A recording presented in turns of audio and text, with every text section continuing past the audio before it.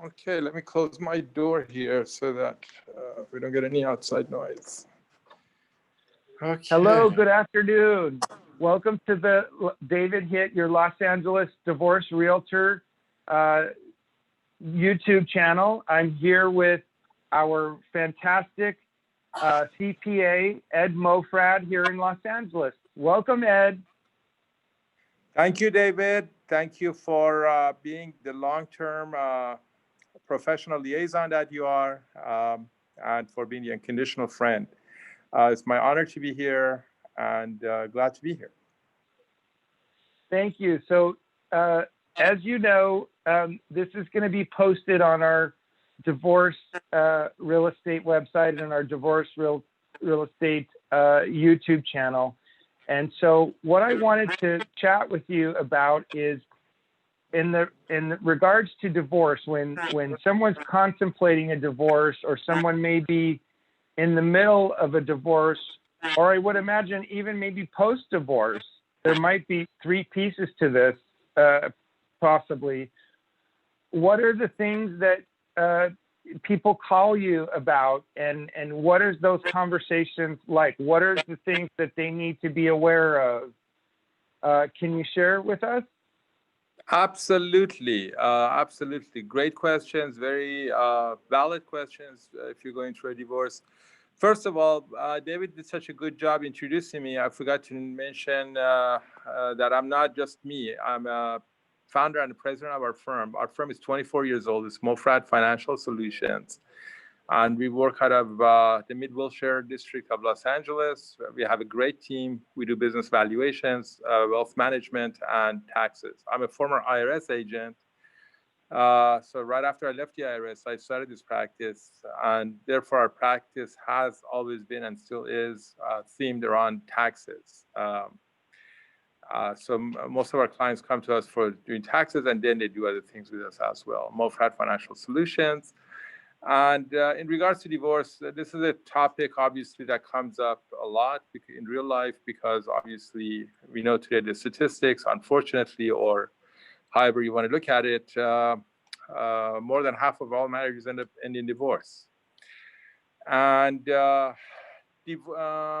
marriage and divorce in this day and age is really a business deal, a legal contract. And it's one of the most important deals you'll make in your lifetime, because for obvious reasons. But if a couple decides to divorce and they're fully married, if they're mature enough and responsible enough and intelligent enough, they will treat it as such. They will treat it as a business proposition, a dissolution of a business, really. And go about it that way, rather than going about it in whatever emotional causes of the divorce are, and looking at it from a personal or vengeful or emotional point of view. Because if they do, chances are that everybody loses. The longer you've been married, the more people that are involved in terms of families, children, grandchildren sometimes. Obviously, the more you stand to lose if it's not an amicable divorce. So my best recommendation, my number one recommendation really is, there's one takeaway from this, is if you plan to divorce, set all the emotions aside and treat it as two separate things. Obviously the personal side and then the business side, it should be treated as such. It may be very difficult to do, but try to set all emotions aside and do some planning. One of the things you need to plan for is your past. I'm speaking now from a tax perspective. Your past last 3 years of taxes filed. As we all know, you have a 3-year time frame to amend any taxes. If you divorce, that becomes more complicated. Now you have to worry about your filing status, which obviously won't be married anymore.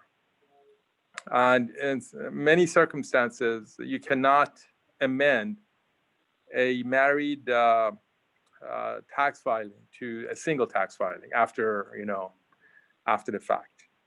So you want to talk to your tax advisor, obviously, and see if there's any amendment issues that you need to amend your prior 3 years tax returns for. And if that's the case, do it before the divorce. That's the most important planning you can probably do in terms of past taxes. Then you have to worry about this year, the present taxes, the current year's taxes. Again, you need to sit with your spouse and any tax advisors you may have, or your attorney, and decide what's best for this year. Should you file joint? Should you file separate? Most case scenarios, you're best off in terms of pure dollar amounts and taxes paid to file joint. If that's the case, again, can you put all the emotions aside and set an amicable way to decide who's going to pay how much of the taxes? It's often better for party one to pay $1, party two to pay $2, and together they pay $3 rather than each party paying $10 because they're filing separate. But you have to agree on who's going to pay the $1, who's going to pay the $2, because that in itself could become, And again, once you file, it becomes very difficult or impossible, really, to amend a married file into anything else. Yes. That's good to know. Yes. And the next thing is your financial planning. Your financial planning, again, situations vary widely depending on how long you've been married. If you have any joint retirement accounts, if you have any joint savings accounts or investment accounts, insurance, life insurance. The longer you've been married, the more involved you are, the more children are involved, the more families are involved, the more complicated it becomes. Sometimes it's such a complicated affair that you really can't do it without the benefit of an attorney or really a team of professionals, attorneys, accountants, depending on how complicated they are. But it's best to just you and your spouse sit down and have a guideline. What do you want to do? Do you want to go half and half? Do you have a basis to do on a strategy other than half and half? So that when you do meet with the professionals, at least you have a guideline as to what they should go about. If you have joint IRA,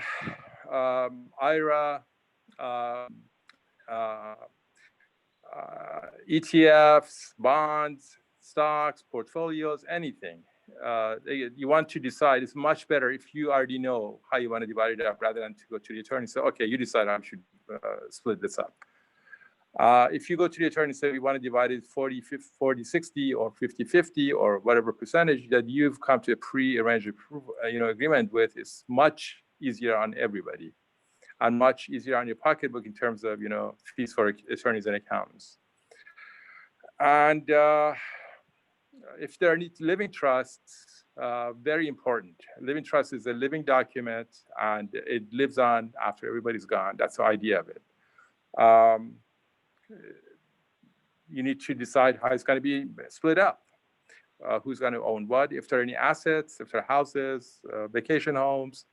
Again, the general rule of thumb is the most you can, amicably agree on amongst yourself, regardless of the issues that are causing a divorce, and then go to the professionals, or then go to the court and say we want to do this our way. The more easier it is on everybody.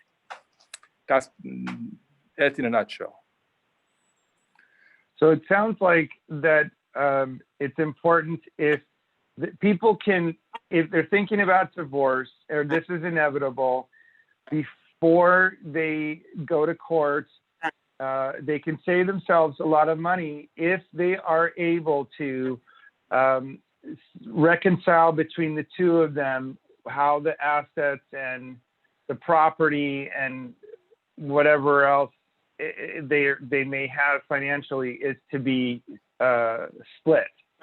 Is that what I'm understanding? Exactly. And it does. And it take can a lot save them money. It could save them money. It could save them time. More importantly, it could save them peace of mind, sleepless nights. A divorce can be a very, very grueling process. It could be the most grueling event of a lifetime. Something else you need to be mindful of is if there are any prenups or postnups. Prenuptial agreements, as you know, are agreements that are made before a marriage even begins. And a lot of things change. A lot of people have them. They said it back 20, 25 years ago. Now everything is completely changed, including the brains of the people who made them. They no longer know what they were thinking when they made those prenups, and it's contested all the time. My own personal feeling about that is if you're going to go into it, because to set up a prenup, you need two separate attorneys, one for each party, and the attorneys have to come to an agreement. So to me, that's such a ludicrous proposition. I mean, you're in love, you're planning to get married, but instead of going about marriage, again, in this day and age, it's really a legal contract you're forming, a legal entity you're forming. Instead of going about, being in love and doing the things that a new couple in love should do, each of you are getting an attorney already, and the attorneys are negotiating as if you're already preparing for the divorce. I don't think much of it personally. Something else I should mention to you, David, an option, if you're not married and you're thinking about marriage, an option that a lot of people don't even seem to know about is registered domestic partnership. Registered domestic partnership seems to offer the best of both worlds. It used to be available mainly to same-sex couples. But now, again, this was done so quietly, most people don't even know about it. In 2019, Governor Newsom here in California signed into law that any two people, regardless of their sex, can form an RDP.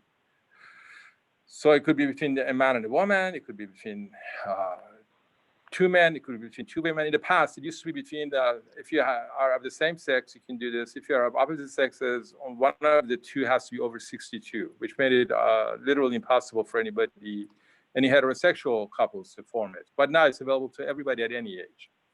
And that's registered domestic partner. RDP is registered domestic partner. Exactly. Correct. Exactly. Yeah. Registered domestic partnership, and it offers really the best of both worlds. It offers the best of falling single, and the advantages of getting the benefit of marriage in a taxation. And often, this is a part that most people don't know. It works out better, to exponentially better.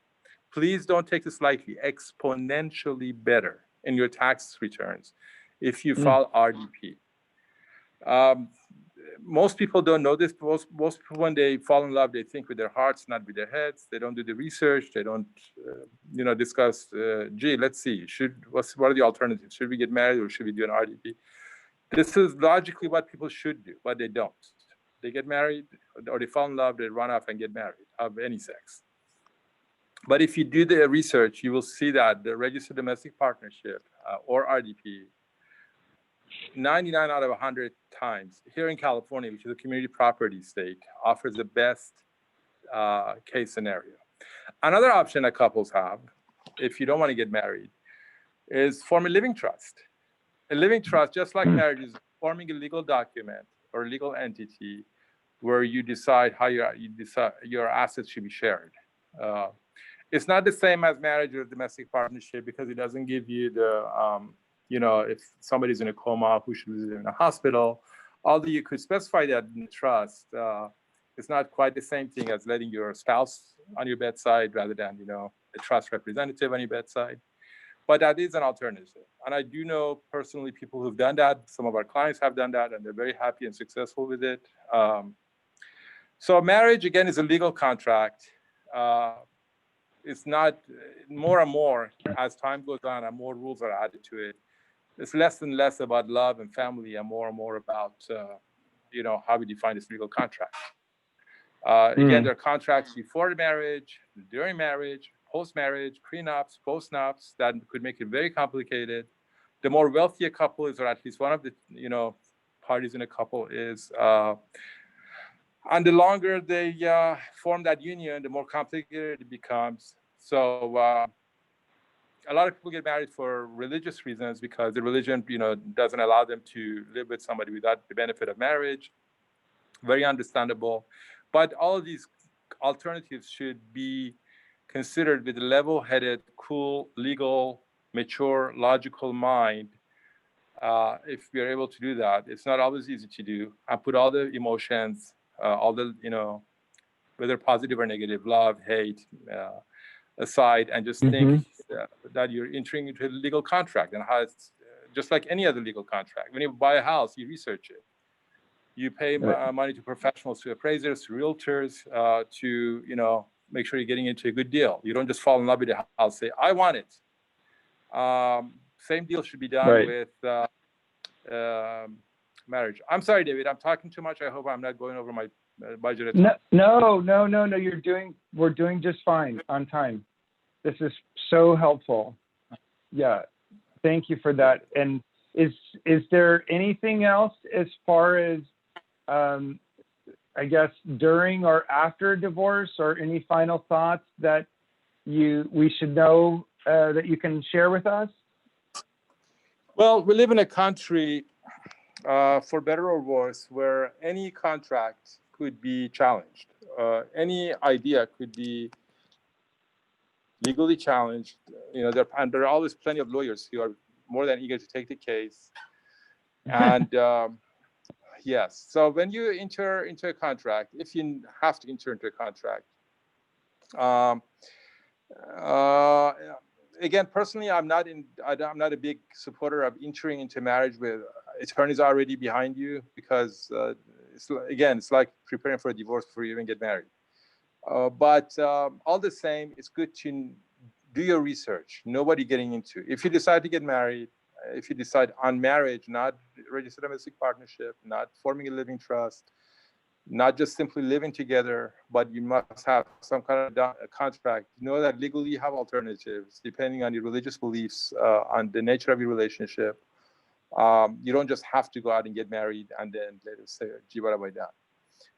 Depending on your goal, if you want to have children, if you want your children to be brought up in, what kind of an environment, do your research, do your homework, find out exactly. We live in a day and age where you can, information is at your fingertips. You can just get on the internet and get tons of research. When I was a kid, or when I was in college, to do research meant you had to spend a day in a library. That no longer is true. Just do research from your bed, from your living room, or your wherever, a coffee shop. Do your research, know what you're getting into. Know that whatever agreement you get into can be challenged later on, can be contested. So make sure you make it firm. Hopefully the couples who get into unions are mature enough to discuss these alternatives as issues, and do discuss the possibility of one day not being together anymore with your loved one, the one you're trying to form a life with, because it's a very real possibility these days. And decide when you're cool and level-headed, if that should be the case, if one day we decide to part ways, what are we going to do about everything else? If you have children, what are we going to do about the children? If you have pets, what do we do about pets? That has increasingly been an issue of dispute in divorces, pets. Obviously about the assets, if you own property, real estate. Good people like David Hitt are here to guide us with real estate, of course. And people like me, for what I'm worth, are here to guide you with my area of tax law and financial planning. But the best two judges, the best two people who can do anything about it, are the two people who are getting into the contract before you get professionals involved. Is thinking ahead and do some planning ahead, it sounds like, is to their benefit. Not just that document, but it's amazing how many documenting it. Yeah, it's amazing how people forget what they said or what they agreed on as time goes on. The best intentioned, level-headed, intelligent, educated people, can come back and say, I never said that. I never meant that. I never did that. Right. So it's good to put it on paper, document it. It's an awkward thing to do before you're getting married, but it's a mature thing to do. And it could just be a written agreement between yourselves without the benefit of legal counsel. But it's better than nothing, than just your word. Yeah, I agree. Wow. This has been so enlightening, Ed. Thank you so much for taking the time and enlightening me and the people that are going to watch this video. Provided a lot of great insights and information that is so helpful and so important, especially in this day and age. We love and appreciate you. If anyone is thinking or need a certified public accountant, they need to talk to Ed Mofrad here in Los Angeles at Mofrad Financial Services. Is that right? Mofrad Financial Solutions. MofradFinancialSolutions.com. And you can get connected right to him. Thank you so much, Ed, for talking with me. Thank you, David. And I'm going to end I'm going to end the video now. And it was awesome.